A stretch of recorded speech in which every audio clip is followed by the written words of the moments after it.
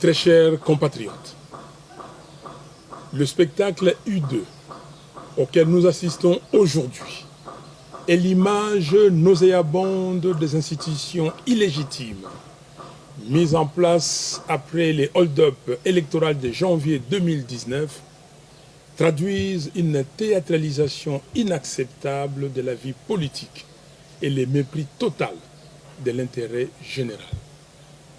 En effet, au moment où toutes les filles et tous les fils du Congo se mobilisent pour sauver le pays de l'occupation de ses terres, du pillage de ses ressources naturelles, ainsi que de sa balkanisation, la coalition FCC cache nous distrait avec un semblant de bras de fer qui paralyse le pays et qui détruit davantage les piliers de la démocratie.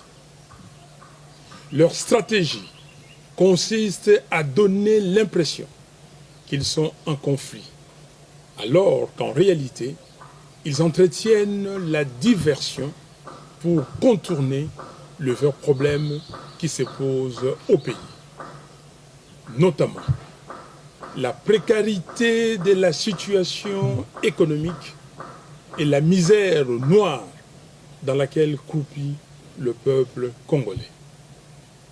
L'insécurité généralisée dans le pays, la corruption érigée en système de gouvernance, la présence inacceptable des armées étrangères sur le sol congolais, l'exhumation du rapport mapping et la création d'un tribunal pénal international pour la République démocratique du Congo, l'occupation et la balkanisation de notre pays.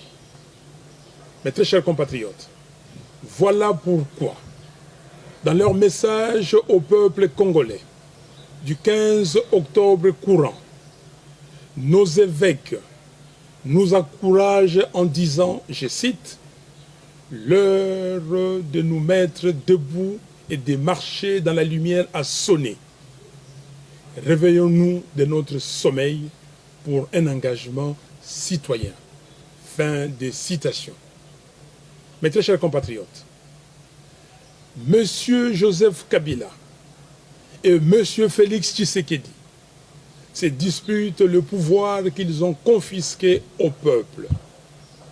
Chacun d'eux veut maintenant contrôler la Commission électorale nationale indépendante, CENI, et la Cour constitutionnelle, avec l'intention manifeste de poursuivre l'œuvre de destruction perpétuelle de la démocratie par des coups d'État.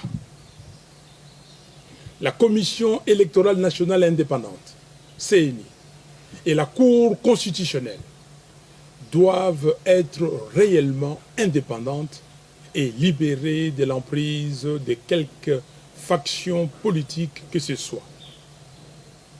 Ainsi, seule une dénonciation publique du deal peut attester de la sincérité de chacun d'eux. Mes très chers compatriotes, Congolaises et Congolais, n'accompagnez donc personne dans une forfaiture de plus et refusez qu'on établisse le coup d'État comme mécanisme d'accession au pouvoir. C'est pourquoi, en toute responsabilité, je demande une fois de plus aux leaders de nos confessions religieuses, nos pères spirituels, d'offrir leurs bons offices pour pouvoir réunir toutes les parties prenantes afin de trouver consensuellement une solution à la crise qui déchire notre pays. Au président des pays membres de la SADC, je les prie de s'engager à accompagner les leaders religieux congolais dans la recherche d'une solution à la crise congolaise. aux membres de la communauté internationale. Je les exhorte à se ressaisir afin d'aider les Congolais à retrouver une stabilité pérenne pour le pays et pour la région, au travers de la mise en place des institutions légitimes, gage du développement. Que vive la République démocratique du Congo, que vive son vaillant peuple. Je vous remercie.